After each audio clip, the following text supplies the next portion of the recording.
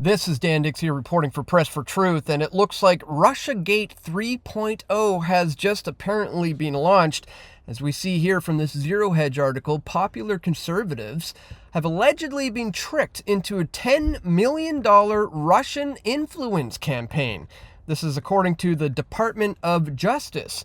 And here is the indictment. It's the United States of America versus these two Russians who are working for Russia Today, a state-controlled media outlet funded and directed by the government of Russia. So these two RT employees indicted for covertly funding and directing a U.S. company that published thousands of videos in furtherance of Russian interests. The U.S. company in question is Tenet Media, and it's owned by Lauren Chen and her husband, and they've hired these 6 commentators to be a part of the team. I'm familiar with 5 of these people. In fact, I know 2 of them personally, Tim Pool and Lauren Southern.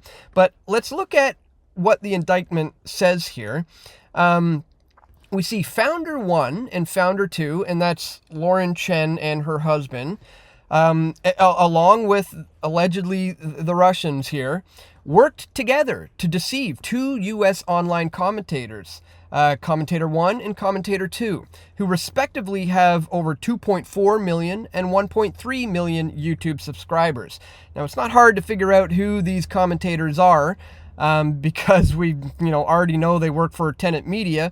Commentator 1 has 2.4 million subscribers, so that is obviously Dave Rubin of the Rubin Report with his 2.4 million subscribers, and Commentator 2 with his 1.3 million YouTube subscribers is obviously Tim Pool with his 1.3 million subscribers. And I gotta say, it's strange for me to see people I personally know being involved in this Russia collusion, meme. Lauren Southern, for example, I've known her for like almost a decade. We've done a bunch of videos together. Tim Pool as well. I've known him for just as long as a time, and it's pretty wild, the accusations that are being put against these people and some of the others. When you look at the headlines like this one, new indictment alleges conservative media company took millions from Kremlin cash. Or this, conservative influencers duped into working for Russia as media company indicted for sprawling $10 million covert project. Well-known right-wing influencers duped to work for covert Russian operations, U.S. prosecutors say. Doesn't all this sound very familiar, folks? You've got this anonymous Twitter account with 7.7 million followers saying, Tim Pool has been outed as a Russian propagandist. And I think it's important to point out, guys, that Anonymous certainly cannot be trusted. They are a faceless organization who should never have been trusted. The Biden administration is actually responding to this, saying they're going to hit Russia with sanctions for trying to manipulate U.S. opinion ahead of the election. Check this out. Breaking news, the Biden administration taking a series of actions to target what they allege are attempts by Russian-backed actors to manipulate public opinion here in the U.S. ahead of the presidential election, according to 2 senior U.S. officials. Joining us now is NBC's Ken Delanian. Ken, what more have we learned? Jose, this is being described by our sources as a whole-of-government action designed to target Russian propaganda and disinformation aimed at interfering in the 2024 election. Oh, man, this sounds so familiar. Why? Because we saw it in 2016, we saw it in 2020, and we're seeing it again in 2024. By the way, MSNBC is a U.S. propaganda channel that is putting out a piece about Russian propaganda. Vladimir Putin himself is laughing at all of this. Today, he just put out a video while he's smirking, saying that he's going to support Kamala Harris after American spy agencies said that Russian election meddling favors Donald Trump as they launch their effort to counter Kremlin election interference. Now, Tim Pool has since put out an official statement regarding these allegations by the DOJ. He says, should these allegations prove to be true, I, as well as the other personalities and commentators, were deceived and are victims. So there's a lot to unpack here, guys, and we're going to cover all of this in this video and much, much more. But really quickly, just before we do, I'd ask that you check me out at pressfortruth.ca/donate if you appreciate my efforts to bring you this information, because guess who doesn't receive a monthly check or a $100,000 a week or anything like these commentators are getting? Yours truly here. I'm not being paid by anyone. I have no corporate overlords. I have no other media companies influencing me. It's 100% me. And my support comes directly from you, the viewers. So if that is something you appreciate, guys, please check the top link in the description below of whatever video platform you happen to be watching this on today. Thank you so much to everybody who takes a minute to support my efforts financially here at Press for Truth. All right, guys, let's jump into it. This is the official release from the DOJ, an indictment charging Russian nationals, these two, I'm not going to try to pronounce their names, are charged with conspiracy to violate the Foreign Agents Registration Act and conspiracy to commit money laundering, which was unsealed today in the Southern District of New York. The two Russians are apparently still at large. The Justice Department has charged 2 employees of RT, a Russian state-controlled media outlet, in a $10 million scheme to create and distribute content to U.S. audiences with hidden Russian government messaging, said Attorney General Merrick Garland. The Justice Department will not tolerate any attempts by an authoritarian regime to exploit our country's free exchange of ideas in order to covertly further its own propaganda efforts, and our investigation into this matter is ongoing. So let's look at this investigation of theirs, where here it says on or about February 8th, 2023, Founder 1, and that is Lauren Chen or her husband. Founder 1 and Founder 2 are Lauren Chen and her husband, reported to Persona 1, which is allegedly one of the Russians, that Commentator 1 and Commentator 2, Rubin and Tim Pool, and what they had to say in terms of their negotiations. Commentator 1, Dave Rubin, said it's going to need to be closer to $5 million a year for him to be interested. $5 million a year he was asking for. And Commentator 2 said it's likely going to take $100,000 a week per episode for this to make it worthwhile. So, you know, they're both asking for upwards of nearly $500,000 a month. And, you know, I'll obviously put this in the description below so you can check it out all for yourself. It's a 32-page indictment. I've read the whole thing. And just to sum it up for you a little bit, you know, once they pitched their offer and the other people agreed, and they're like, okay, we're moving forward on this. According to the indictment, both Rubin and Tim Pool asked these people, where is the money coming from, right? A very good, legitimate question. In the case of Tim Pool, he was told he would get a cell phone conversation with whoever the money is coming from. That obviously did not happen because according to the indictment, they made up a fake guy named Edward Gregorian.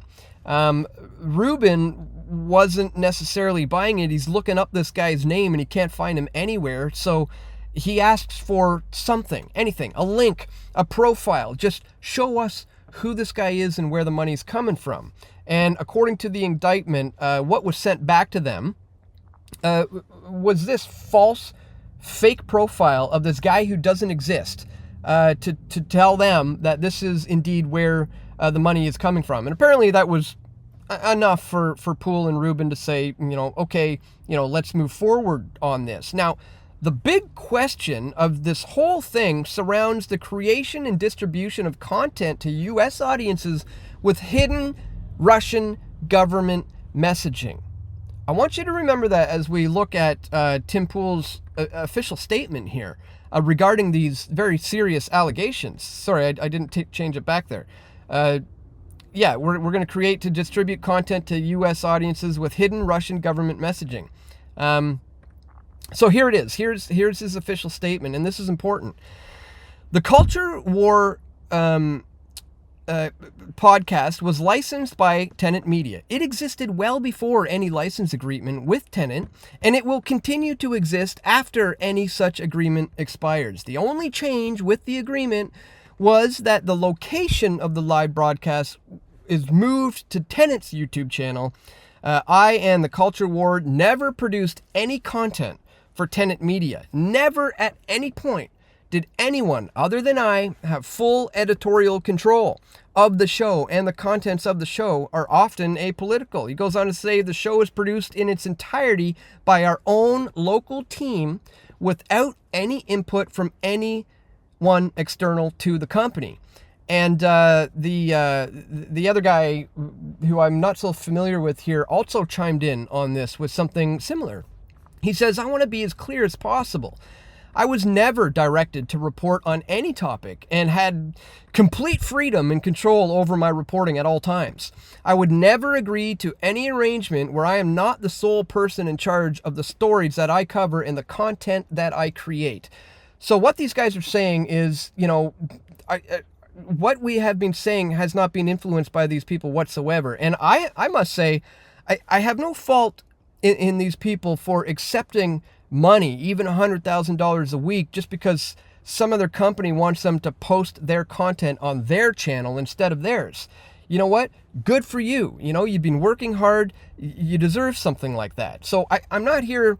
I don't think that these people were deceived by the Russians to carry out Russian propaganda towards the American people. Unfortunately, I think what these particular commentators have done is they've contributed and added to the false left-right paradigm, and this notion that the Russian collusion meme is like outside of that. Like, I want to point you to this article from 2022 where it says the FBI knew that RUSSIAGATE was a lie, but they hid the truth. The FBI knew that the Trump-Russia collusion narrative was utter bunk, even as it suggested otherwise to Congress, the courts, and the public. Early in 2017, evidence revealed by special counsel John Durham proves it beyond dispute. So, just to recap, you know, back in 2016, after, you know, Hillary lost the election, they were trying to say that it was a Russian disinformation campaign. You know, it was Russian interference into the election. That's why Donald Trump got in. And it later came out that was not true. Completely false, totally fake, not true at all. And then you fast forward 4 years and they did it again in 2020. You know, with the Hunter Biden laptop conspiracy, where the U.S. government was saying that's just Russian disinformation, that they're trying to discredit the Biden information in this thing here so they could get Trump elected. You know, that's a bunch of nonsense. And then, of course, it came out to be true. The Hunter Biden laptop conspiracy is real, and the Kremlin had nothing to do with it. And now, fast forward 4 more years, and here we're being led to believe that the Kremlin is funding these influencers in an effort to drum up support for Donald Trump. Again, guys, this entire Russian collusion meme is only playing into the false lie that your vote matters, and that they're not just two wings of the same bird. You know, and unfortunately, like I said, that's where these guys, you know, have potentially gone wrong. It's not that they're being duped by, you know, the Kremlin. I think they've, you know, somewhat are being used by the deep state to continue to push the narrative that voting in a politician like Donald Trump is actually going to, you know, solve your problems moving forward. So again, I don't take any issue with the money these guys accepted because of their good work that was simply going to be posted on this website or their channel. And I think the Russian collusion meme is just a bunch of bunk nonsense, just like it has been time and time again. But I do think that unfortunately what all of this does is it adds to again, the false left-right paradigm and this notion that that your vote somehow matters, and that like as if the Russians even could, get involved in U.S. politics to this degree. At this stage in the game, ladies and gentlemen, if you are becoming president of the United States, whether it's Donald Trump or Kamala Harris, it's happening because the deep state is allowing it to happen. And that's the bottom line. So I think there's a big other, story here going on here when you take a step back from it all. And I would leave you with this. I would encourage you to watch this interview I did back in August, debunking the false political hopium paradigm with indie media veterans. On August 4th, 2024, veterans of the indie media, with a combined experience totaling nearly 80 years, came together to discuss the ramping up of political propaganda surrounding Donald Trump and the U.S. presidential selection. They discussed the importance of understanding the divide and conquer tactics, fifth-generation warfare, and the mainstream alternative media, the mainstream. The group also discusses some ideas for real solutions outside of the political puppet show, and that's the most important takeaway from this particular video. It's featuring James Corbett of the Corbett Report, myself, Josh Sigurdson of World Alternative Media, Aaron and Melissa of TruthStream, Ryan Christian of the Last American Vagabond, and Derek Brose of the Conscience Resistance Network. Again, this is vital information for you to understand, to break free from the hopium, to break free from the false left-right paradigm, and to break free from this notion that, the Kremlin can have any sort of, actual, influence over U.S. elections. The CIA has that locked down, ladies and gentlemen. In fact, the CIA has been one of the biggest, organizations to be involved in foreign election meddling over the years. So it's just wild that the DOJ is going to try to blame Russia again, hoping you'll just be gullible enough to buy RUSSIAGATE 3.0. I hope you guys can actually see what it truly is. If you appreciate my efforts to bring you this info, don't forget to check me out here, pressfortruth.ca/donate. Again, my support comes directly from you, the viewers. Only, directly from you, whether that's through PayPal, single donation, whether that's through Subscribestar, whether that's through the Patreon alternative, whether that's through donating Bitcoin or other cryptocurrencies, or if you're going to send me an e-transfer to dan@pressfortruth.ca, or even if you want to send stuff to my P.O. box, guys. You could send cash or checks or equipment or even just simply words of encouragement. All of this are very greatly appreciated because I am beholden to no one else other than you guys, and that's exactly how I think it should be. If that's something you appreciate, let me know in the comment section below. Don't forget to click the thumbs up button, share this video with your friends and your family who you think need to see it the most, and stay tuned, guys. We're going to have more video reports coming soon, God willing. This is Dan Dix reporting for Press for Truth. We all want truth.